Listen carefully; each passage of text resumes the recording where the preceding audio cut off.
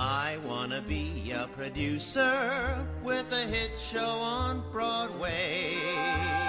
I wanna be a producer. Hey everybody, it's Ken Davenport here. So last week I put something up on my Facebook page that reached over 100,000 people and got almost 1,000 likes. It's really cool. Check it out, facebook.com/Ken Davenport. And do me a favor, while you're on the page, give me a like, will you? Now on with the podcast. Hey everybody, Ken Davenport back with you on the Producer's Perspective podcast. We're heading out on the road again today to the Midwest. And we're talking to one of the most influential independent producers of national tours in the country. He's also just a great guy. In fact, he was called an Iowa treasure by the Des Moines Register. Welcome to the podcast, the president and CEO of Des Moines Performing Arts Center in Des Moines, Iowa, Mr. Jeff Chelesvig. Welcome, Jeff. Thanks, Ken. So, Jeff, Des Moines, Iowa. It's not the city that immediately comes to mind as being one of the theatrical capitals of the country, yet you've got this thriving theatrical community. They're very supportive arts community. I've played there a number of times, and I was a company manager, and also I've had a couple of my shows there as a producer. So just tell me a little bit about Des Moines and the arts community and what you have to offer there. Well, Ken, first of all, Des Moines right now is in the center of the universe because of the Iowa caucuses coming up. From a theatrical standpoint, Des Moines has always been a theatrical town and has never had a professional theater company. We don't have a LORT theater there. The closest ones would be in Kansas City and Minneapolis. So touring theater has been an important part of Des Moines for years. There used to be, believe it or not, a 4,000 seat theater called the KRNT Radio Theater, that everything that came through, stopped at the KRNT Theater. They did the Metropolitan Opera. They did all of the national tours. And to me, it's been a part of the fabric of the community for decades. And our facility, the Des Moines Civic Center, was built in 1979. And we have, it's a very large house, as you know, 2,700 seats. And yet it is all on one level. There's no balconies, no boxes, so it's all one level. Every seat is an orchestra seat. And, we actually draw not only from Des Moines, but also from a rather wide area of Iowa. We have, I think it's most of our people come kind of the corridor north and south, maybe 50 miles either way, because there are a fair number of smaller size cities there that don't have access to the kinds of shows that we have. And, the matinees are always very, very, very popular because people north and south can come to the matinee and drive home after that. So, we've been doing what I've been there now 21 years, just celebrated my 21st anniversary there. And I still love going to work every day. So tell me what a typical day for a presenter is. What fills your day? Well, Ken, in addition to presenting Broadway, of course, we're a performing arts center. So we have 6 different series that we are doing. Broadway is the biggest of those. But we also have to raise a fair amount of money, almost $3 million in our annual fund. So I do a fair amount of fundraising. And gosh, a lot of it is, I think a lot of what I do seems like always working on the next season. We're getting ready to announce our 16-17 season in a couple of months, and we're already working on the 17-18 season. So it never seems to end. I have a staff of about 40 people, and we kind of have to do a lot of different things because in addition to the Broadway series, we also are doing dance, we're doing family shows, we have a small 300-seat theater that we do off-Broadway shows in, and so it's just constantly stuff going on during the season, and I'm always looking for those extra hours at the end of the day. So you talk about always working on the next season, and it seems to me that presenters now are booking much further in advance than ever before. Is that true? It's true, and I'm not sure that it's the healthiest thing. It used to be that we would wait until well after the season had started. But I find myself now even holding dates for shows that haven't even opened, and it's kind of being done on spec. That kind of drives me crazy. I think it drives a lot of us crazy. We've always had to work on the multi-week engagements. You've always had to work 3 and 4 years out. But for the stuff that's brand new, I'm not sure. I think it's a little too early to tell. So why do you think this change happened over the last several years, that presenters are being asked to book so much earlier? Well, I think a lot of times it's becoming a crowded market. I think as every day marches on, and this season we've had some great shows. I mean, I think the last 2 seasons have been remarkable on Broadway, and I can't think of a time where we've had so many positive reviews for a lot of shows. And so I think booking agents, I think producers are kind of saying, hey, let's line up a booking agent now and let's get stuff out there.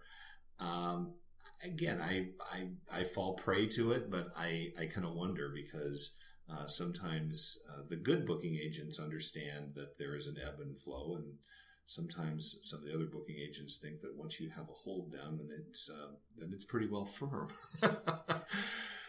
And what are the qualifications you look for when you book? This weekend, when we're recording this, is APAP, the Association of Performing Arts Presenters, or something like that. Yeah, yes, and right. Which is a big shopping mall, basically, for every show, from the big Broadway shows to one-man Einsteins. And presenters go through this market and look for shows to book in their season. How do you pick the right show for Des Moines?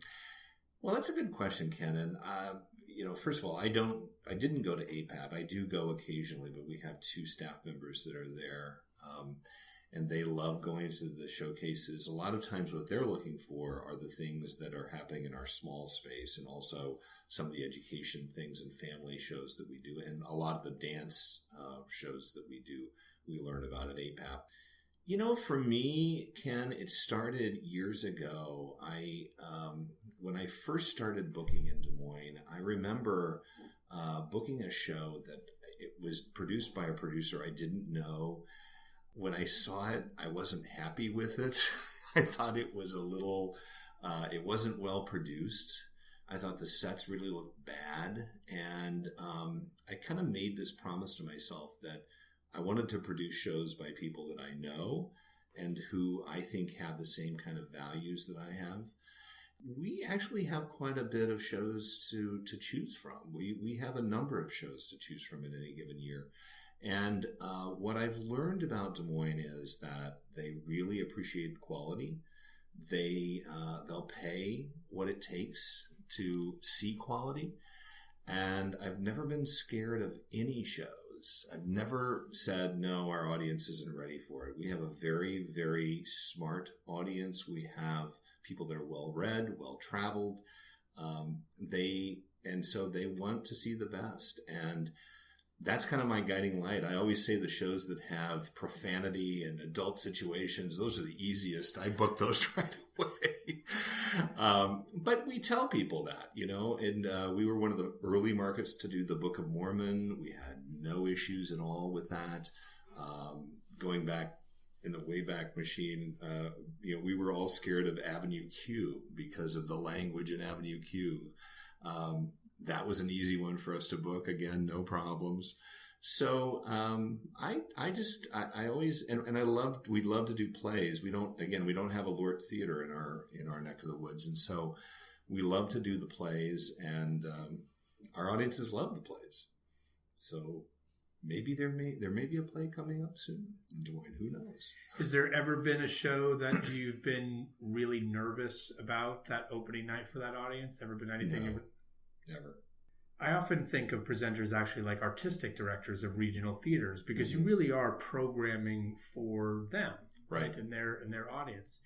So tell me a bit about the relationship for presenters to Broadway producers. Obviously, this is something that you look very strongly at to book. Before you book a show, you look for producers that you've worked with before, that you know. How is that relationship forged? And more importantly, is it a healthy one today? Do you think the relationships are good? I think the relationships are actually really good. I think that. There's a couple of reasons. I think, number one, a lot of presenters like us are now, we're investing in shows. We've been doing it for, since Thoroughly Modern Millie, which was 2002, is that right? I think that's right, yeah. Yeah. Because I was the company manager, for those of you who don't know, so I was collecting all these checks from presenters going, what's happening here? And then sending us checks back. Yes. Eventually, which was great. But I think when we started investing, Broadway Across America has been investing for a long time, and then a group of us that were not part of Broadway Across America, which is a consortium. Broadway Across America partners with performing arts centers around the country to present Broadway series in, I think, 35 or 40 markets. And those of us who are not affiliated with Broadway Across America created an organization called the Independent Presenters Network. And specifically, it was done to invest in shows. Sometimes we get the rights to be able to present those shows in the first year of the tour. There are things that come with it. What I see it as being is I like to invest in shows that I think have a chance of having a tour, and again have the producers are people that we care about, or it's a show that we care about. And we're doing a lot more investing in shows. And it did change, I think, the relationship, because before we were just consumers of product, and now we are actually investors in much of that product. And I think it's healthy. I really do. I think the relationship is good. We all need each other. Presenters need producers, and producers need presenters. You mentioned you like to invest in shows that you think have a really good shot of getting out on tour and being successful. What do you think those qualifications are? What makes a show work on the road? Well, we'd all love to have many more Wickeds and the Book of Mormons and the Lion Kings. But sometimes, and certainly a show that I know is near and dear to your heart, The Bridges of Madison County, was not a commercial success in New York. We had a very different relationship with that show because the Bridges of Madison County are like 40 miles away from our theater. And so from the very beginning of that process, we were eager to be involved. And we recently just opened the national tour of that show. Again, that was a labor of love, and it just so happened to that out of that came an incredible score by Jason Robert Brown, a great book by Marcia Norman, a beautiful production, Bartlett Shear directing, and all of that. It wasn't a commercial success in New York. It was really a big success in Des Moines when we opened the tour, of course, having the cachet of having the bridges right there. But, I think it is just about as much about investing in shows, even if we don't think they're going to be commercially viable, if they're important to us. And sometimes, again, we are investing to support a specific producer that we really like. So I'd love to tell you that we've always hit a home run with our investments, but sometimes we don't. And, that's the way it is in Broadway, too. Do you ever book shows that don't play in New York first? Occasionally we do. I would say that most of the time, if we have a show that is, I would say all of the time when we are doing shows, they have had some kind of either New York or London. We Will Rock You was a good example of a show that played in London, did not play on Broadway, but had a healthy tour, including Des Moines. This year, I think everything that we have started on Broadway, and I think that's true for next year as well.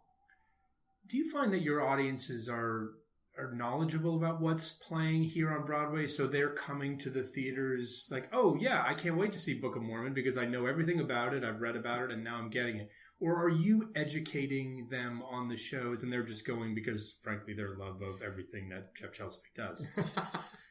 Well, I first of all, I think that as a presenter, we rely on season ticket holders. For most of the shows, we are guaranteeing the producer a certain amount of money to bring that production to Des Moines, and then we have to pay all of the expenses for that. So in order to really reduce that risk, unless it's a really well-known show that's, played us or played Broadway before, we have to put it on our season, which is a 5-show package, and we rely on those season ticket holders.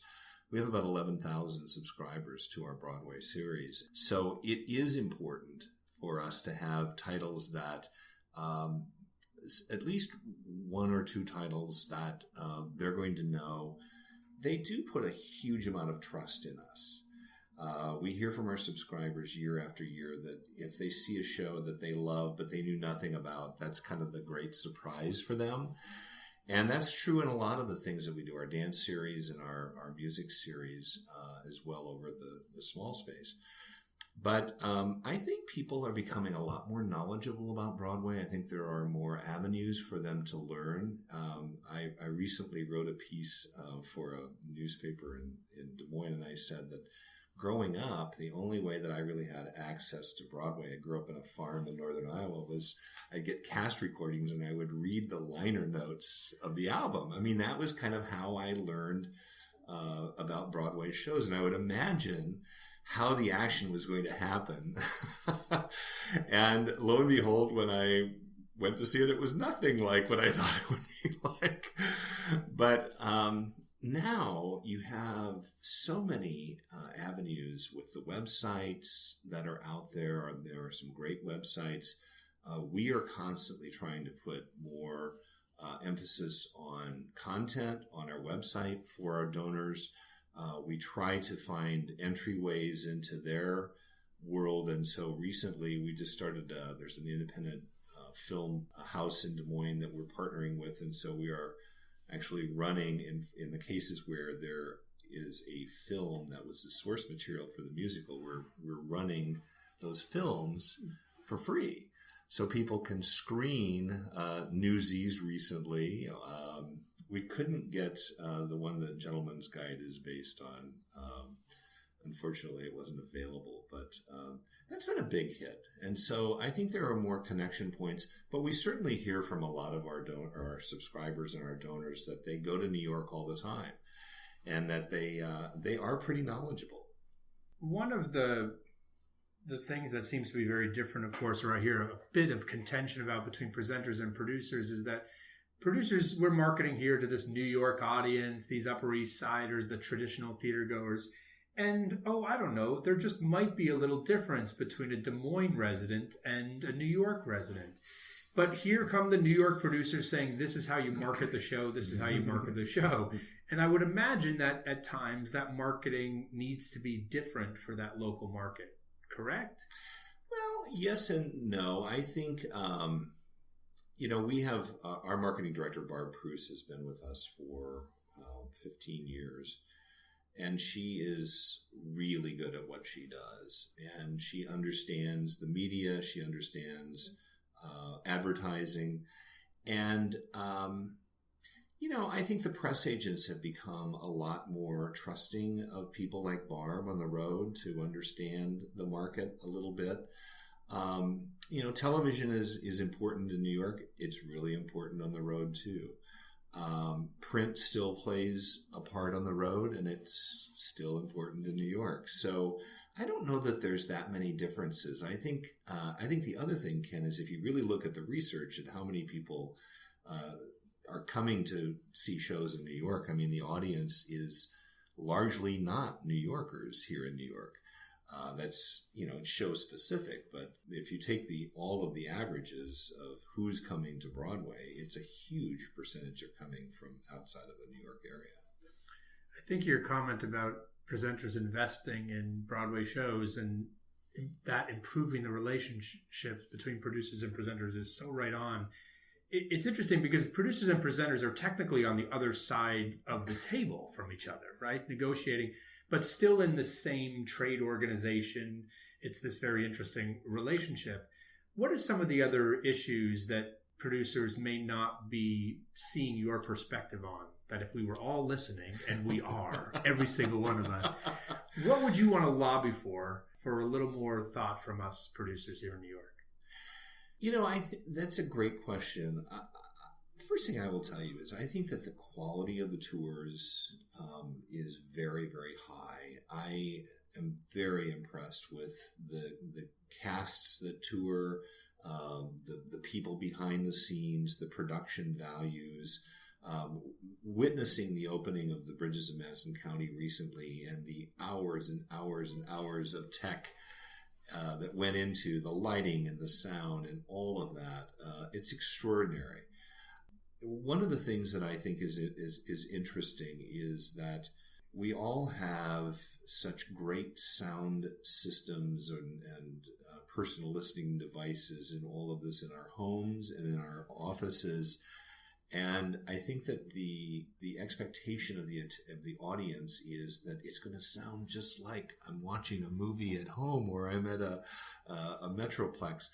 And the complexity of doing live theater and moving a show in and literally doing a sound check at 5:30 for a 7:30 show in a brand new theater every week with different acoustics, that is becoming, I think, a big issue. And I think it used to be, and I know this is an expense, but I know that it used to be very common that shows would send an advance person out to kind of scope out the theater and make sure that they laid out the line sets and checked what was going on so that there weren't any surprises when you got to the show. We've had a couple of times this year where, because we don't have a balcony rail, if there are projections from the front of house, we've had a couple of times this year where the carpenter and the electricians, the people that work on these projections say, we're going to have to kill some seats in the middle of your house. Well, then we have to reassign seats for everybody. And I'd like to think that maybe that could have been, worked out beforehand if there had been an advance. But again, there's a cost to it. But I do think that those are the kind of things that I would love to see producers think about going back to, is as the complexity of these shows begins to change. Projection is becoming a big part of Broadway, and it's becoming a big part of the tours then. And that was something we didn't think much about 5 years ago. So maybe having that kind of the advanced stuff would be good. And I also think, though, that in fairness, I really do think the producers have learned that the needs on the road when it comes to content for the web and all of that, I think that's really we've made great strides in that. We've worked it out so that we can have, because again, we are sitting across the table in just from the financial side, but we both want to sell tickets. And that's really important because, as you know, it's just vital for both of us that we can try to fill the houses. What's the biggest change you've seen in the touring market in the last 21 years of you working in it? Well, certainly the impact the internet has had. With ticketing, for instance, it's almost all done on the internet now. We have mobile ticketing in Des Moines. I'm smiling because I know that that's a challenge even here in New York, but we do have mobile ticketing, and I think that is probably had the most impact on how we do business. I also think that there has been an enormous amount of work done in ensuring that these tours are as close to the Broadway productions as possible. I think that is a great thing. I think you can probably look back to when Cameron McIntosh said, I'm paraphrasing here, but saying that I'm not going to take a show out that looks different than the New York or London production. And that was really, I think, the start of it. I do think that probably the the internet and all that means to us has really changed the theater. But I still love the fact that when the house lights go out, people more or less try to turn their phones off and sit and not think about that phone for the duration of the show. Well, that comment about Cameron, and I'll never forget that as well. We were desperate to see Phantom of the Opera, and it just wouldn't come to the Wang Center because Cameron was like, until we figure out how to do this the right way, which of course generated even more heat for it here in New York. But interestingly enough, he did that for quality's sake. Now, we also, it seems we need to do it for the audience expectations' sake, because as you say, there's these websites where all these videos and all this material where the audience sees, oh, that's what Wicked looks like. Oh, that's what Book of Mormon or Hamilton looks like. Right. So they expect a little bit more when they come to the Civic Center? I think so. I absolutely believe that to be true. And again, you take a long-running show like Wicked, it's very likely that a lot of people in the audience, when they come to see the national tour in Des Moines, they've probably seen it now 3 or 4 times in Des Moines or other cities. They've seen it in New York. So they have a gauge and they know. So yeah, I think it's the expectation certainly is there, and the expectation of quality is something that we've certainly established in Des Moines. How healthy is the road right now? And looking over the past 21 years, if it was a patient in a hospital, would you say it's doing very well, about to be released, is critical, intensive care?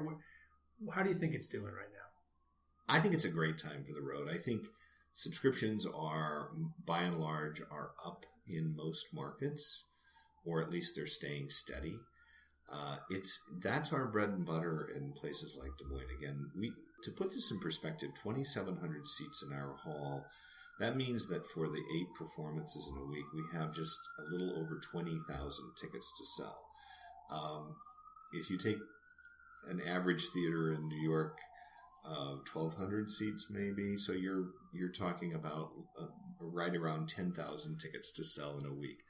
So we have double the number of seats to sell. So subscription is huge for us. I think the subscription model, it's you hear this from time to time from other segments, like from the orchestra world or from sometimes the Lort Theater, wondering if the subscription model still works. I think it still works for us. Of course, we are typically playing our productions for just 1 week.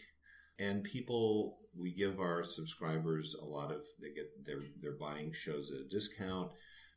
They are able to swap between performances. If they have Tuesday night tickets and they can't make it Tuesday night, they can swap into Thursday night or something. So we try to give them a lot of flexibility. But I think nationwide, Ken, I really think that the subscriptions are up. And again, we kind of follow what happens on Broadway. So if it's a down year on Broadway, you can expect that ripple to happen a year later, really. But given all of the wonderful shows that are playing, have played this year, there's going to be a lot of great tours out next year. And why do you think subscriptions are up? Is it just because Broadway's doing well, so again, you're just riding that wave, or any other reasons? I think we've worked at it. I think we've made it. What we hear from our subscribers frequently is they like having the same seat for all of the 5 shows that they get to know the people that sit around them. It's 5 times a year that they have on their calendar we kind of say that our subscription base is date night, however you want to define that. Or it could be a girls' night, but it's not just taking the family. We try to program more for adults. There are shows, obviously, that will appeal to a younger audience, but most of the time we're trying to appeal to adults. And I just think that in our busy lives, I think getting those dates, those 5 dates on their calendar makes a big difference to a lot of people. And I think what is also great about where our community is, our theater is right downtown, and there are more restaurants now than ever before. And so you can literally drive in, park your car, go to a restaurant, walk to the theater. make a night of it. And that's really what we hear time and time again from our subscribers and from certainly the restaurateurs know when we have a show in, how important that is for that week. I love that your subscribers know the people in the seats around them. Well, we've been doing subscription for 15 years, and they certainly get to know it's quite a sense of community, actually. Yeah, it's important to them. Are you doing variable pricing on the road yet in Des Moines? Are you premium pricing? Are you raising prices as single tickets start to go for some of the hotter shows? We are. I mean, we've been doing that for a while, and that's another benefit of becoming a subscriber is that you literally you buy early, you get a discount, and you're not affected by that. We've had premium pricing for a few years, and it's been very, very successful. Again, for a segment of the population, if they want tickets for a specific night, it doesn't really matter what they pay, and that's okay. We also, on the other flip side, try to have affordable tickets for every performance. We try to do student rush for every performance. So variable goes both ways. It can go up and it can go down. But we've been doing that for quite a while, actually. And, this is, we work with a company called TRG Arts. They've helped us a lot in our thinking. And, the scaling of houses and the setting of ticket prices, it's a lot of an art, as you know. I mean, it's an art, and it's something that I think all of us, we used to just set the ticket price and that was it. But when you really look at and I know producers in New York are doing the same thing. I talked to a producer once of a long running show, and I said, how many ticket prices for your show? And he said, about 100. And he wasn't kidding. It was really when it came down to all of the pre-sales and all of the different variables that you can have, it's not uncommon to have a lot of different ticket prices. So, we do it. We're open about it. What do you think the road will look like in 10 years from now, 20 years from now? The same? You see any big changes coming down the turnpike? Well, of course, the number one question we get right now is, when is Hamilton coming to Des Moines? I always say, well, have we ever not brought the biggest hit shows to Des Moines? I mean, eventually we get them. Is there let me just ask you a question, though, about that. Is there pressure under you? Hamilton obviously will be so sought after. It's going to be sit down in Chicago, right? Right. Is there pressure for you, and if so, how much, to be in that first 6 months, the first 3 months, to try and be one of the first cities? No, I don't think so. I mean, that happens to us quite a bit. And I don't expect that that's going to happen. And I think in this case, managing that expectation is maybe going to be a little bit of a challenge. But, you go back to 20 years ago, there was a long, long sit down of the Phantom of the Opera in Chicago. Then Miss Saigon sat down there for a long time. We've seen those kind of Jersey Boys sit down, Wicked, and we're about 6 hours by car from Chicago. And when we bring the shows in, they do huge business. So it doesn't seem to affect us. If anything, it helps to build the brand. Back to your original question, what will the road look like? I still think people really value the touring shows, the quality of them.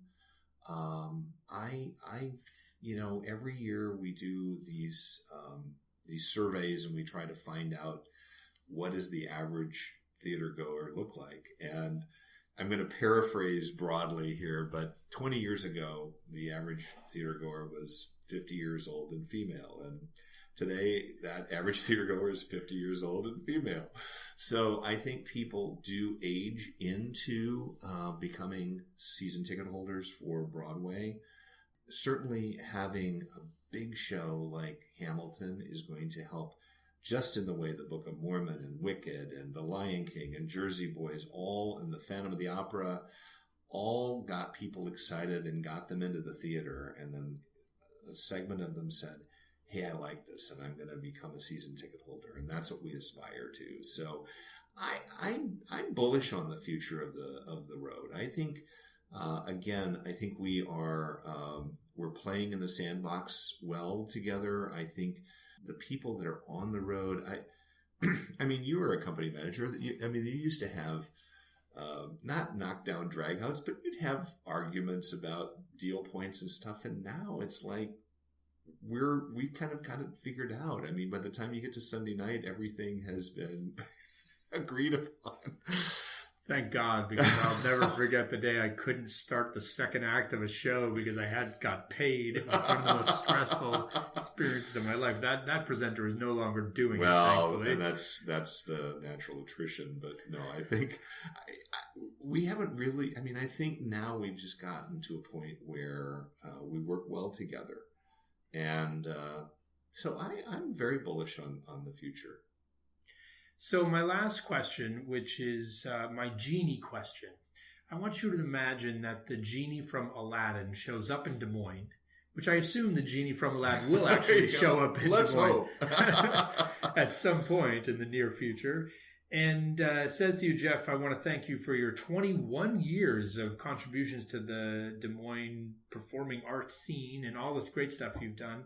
I want to thank you by granting you one wish only. What's the one thing about the industry that drives you so crazy, that makes you so angry, so mad that you would ask this Genie to wish away with a snap of his fingers or a wave of his wand? Now, Jeff, you're like one of the nicest guys on the planet. If only all of you could see the smile that's been on his face. He's just the most charming guy around.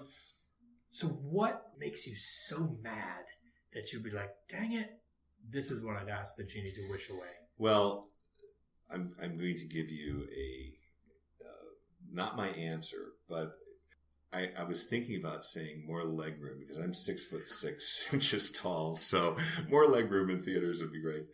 I really wish we could fix the whole counterfeit and secondary ticketing issues. To me, that's the part that kind of gives us a black eye when somebody.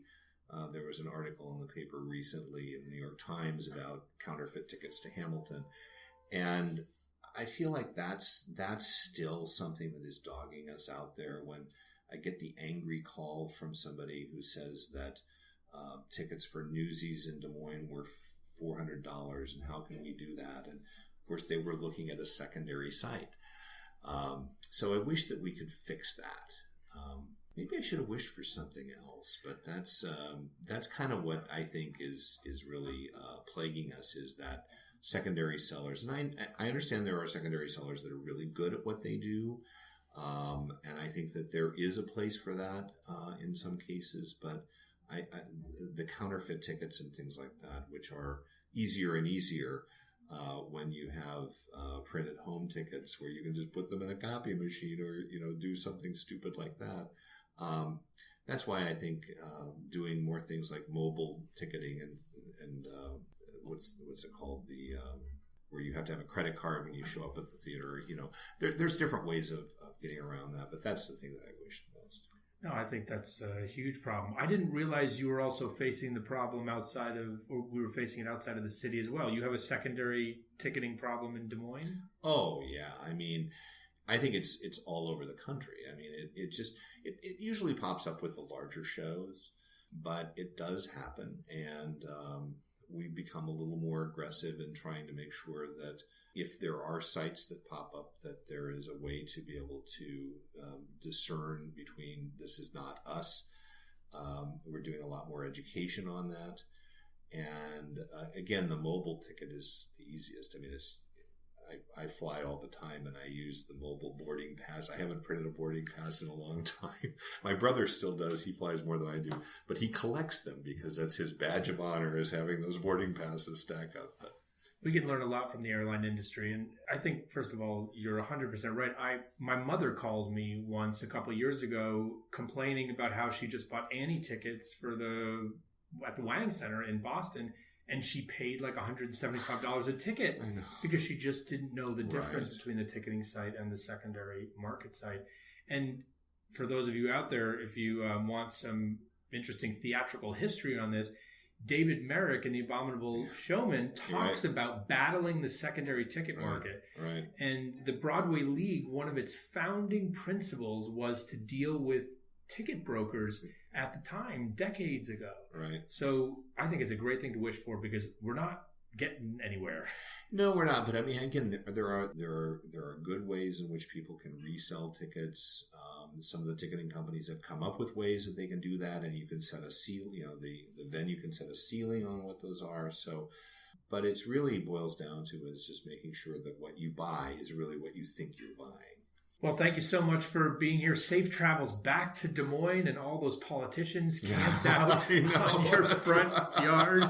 Try to get them to promise more for the arts while you're there. I will do my best, Ken. Thanks so much for joining us. And thanks all of you for listening. We'll see you next time. Don't forget, if you want to see what got over 100,000 views and 800 likes, go to facebook.com/Ken Davenport and like me while you're there. Check it out. You're going to love it. It's super cool. See you next week. I'm gonna be